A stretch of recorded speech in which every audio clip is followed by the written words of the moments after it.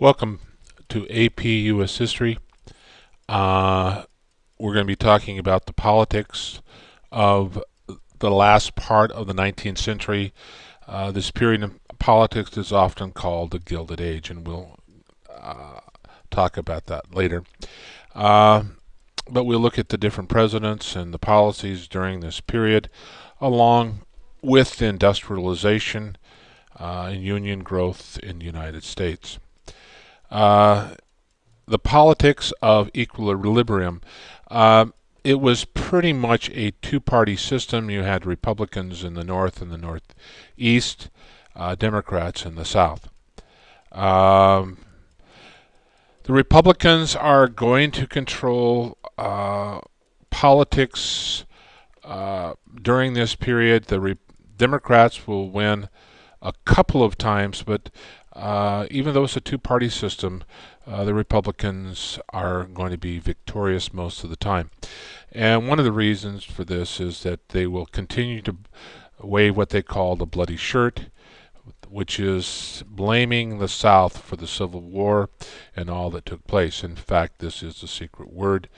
Uh, Words for this video is bloody shirt. That is blaming the South for the Civil War. They were always accusing them of all the casualties.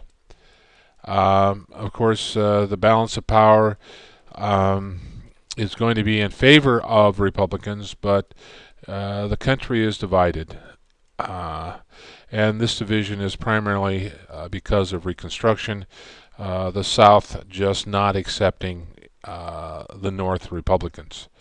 They will vote solid Democrats for years and years and years. In the 20th century, the latter part of the 20th century, this shift is going to take place. Now it's more Republican than it is Democrat. Intense voter turnout. People voted for both parties, and this is going to be true well to the end of the 19th century, and you can see that it sort of tails off when we get to the 20th century. But for the 19th century, people voted frequently and often. Democratic bloc were primarily white Southerners. They wanted to preserve the conditions that had been prevalent before the Civil War. They did not believe in blacks having the same rights as whites. Catholics were associated with the Democratic Party. Recent immigrants, especially Jews, joining the party in the North. Urban workers, the poor laborers, were associated with the Democratic Party. Mostly farmers in the West. White business people, pro-business. African Americans solidly on the Republican side because the Republicans had done so much during the Civil War and after to promote their rights.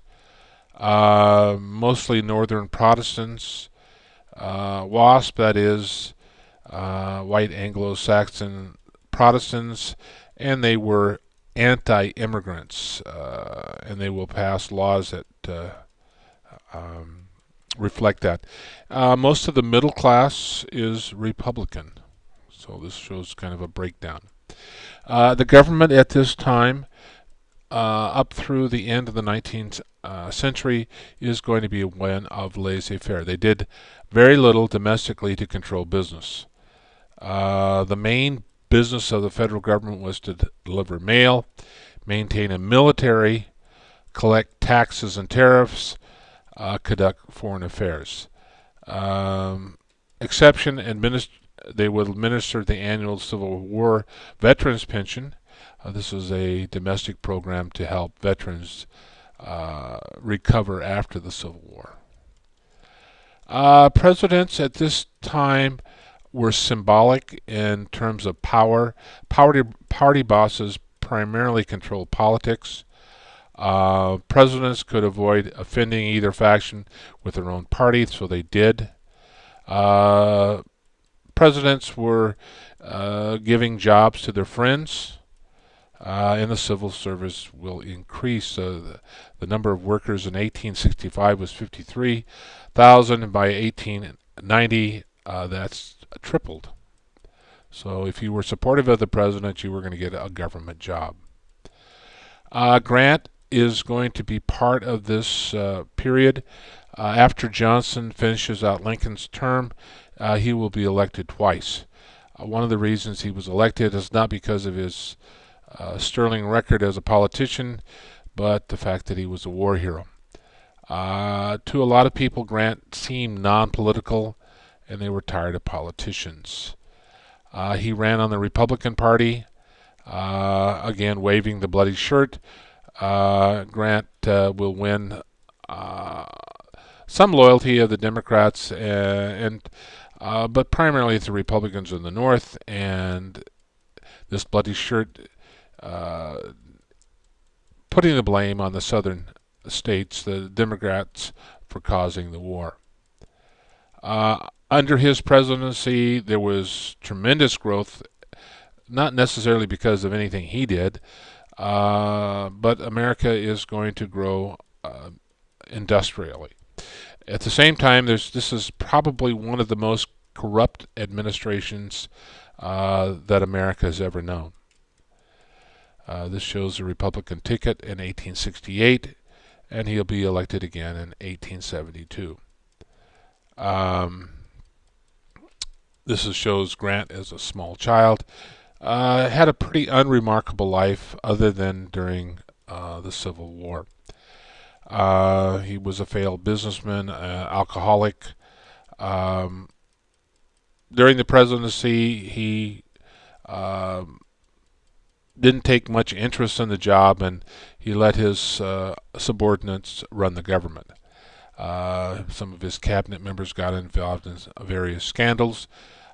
He wanted to run a third term, but people convinced him that that was a bad idea. Jim Fisk and Jay Gould were, remember, railroad men. They tried to corner the gold market. Finally, the Treasury released gold, and the price of gold goes down, and this takeover is averted. Some say that there were people on the inside supporting Fisk and Gould in their attempt to make money on the gold prices. We talked about earlier the Credit Mobilier, which was involving congressmen and people in administration who had purchased stock in this transcontinental railroad, and a lot of the money didn't get paid back, but it was guaranteed by the federal government. About $20 million disappears. The whiskey ring, people were, if you manufactured whiskey, you had to pay a tax, but the government got involved with some of the whiskey producers and got kickbacks and didn't charge taxes for the manufacturing of alcohol. And so one of Grant's own cabinet member was involved in the scam. Grant personally persuaded the jury not to convict him. But there were a number of scandals during his presidency, just because basically people could make money and the government seemed to be turning their eyes on other things. The Indian Ring, basically these Indian agents who were responsible for Native Americans' welfare were stealing and selling off annuities that were intended to go to the Indians, and this was part of Grant's administration. The executive branch is the one responsible for enforcing the laws and governing the country. 1872, many in the Republican Party don't like the corruption, and they condemn Grant for his misconduct, or at least the people working for him. Horace Greeley, nominated for president, his slogan, "Turn the rascals out." He didn't want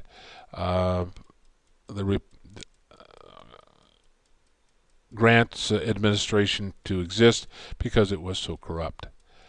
Uh, but he was in the Republican Party, the liberal wing of it. No Democrats were willing to run because they just couldn't get elected. Grant is reelected as president. During his administration, there's going to be an economic downturn, primarily caused by overproduction, banks making too many bad loans, and the economy is going to be in a tailspin.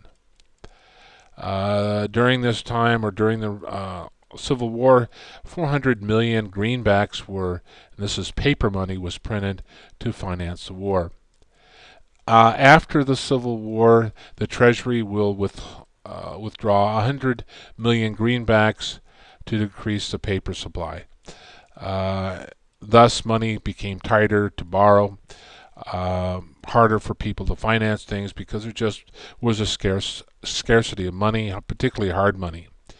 Hard money advocates, those people that wanted the money backed by gold and silver, were happy, but the soft money advocates were a little disappointed. It worsened the impact of the Depression, and people lost jobs in their farms and businesses. Mark Twain and Charles Dudley Warren were the ones who came up with the term Gilded Age. It really a gilded piece of metal is one that has a really inferior metal covered with what looks like gold or silver. So it's shiny on the outside, but pretty much worthless on the inside. He believed, these two men believed that this was a period of money grubbers, speculation. People were involved in materialism, get as much as they could at any cost, buyer beware. There was just generally a lack of character within the population. People were not interested in culture, but interested in only lining their pockets. And so they coined this. Politicians were in the business of taking kickbacks from businesses. So being virtuous and honorable, not so much. Grant was willing to run a third time, but many of the people in the House of Representatives convinced him otherwise. Rutherford B. Hayes will run as a compromise candidate, and he will run against Sam Tilden.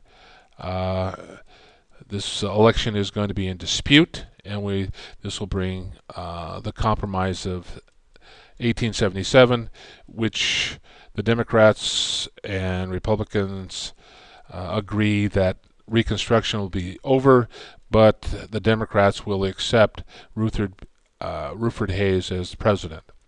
There had been some fraud in Oregon, South Carolina, Florida, and Louisiana.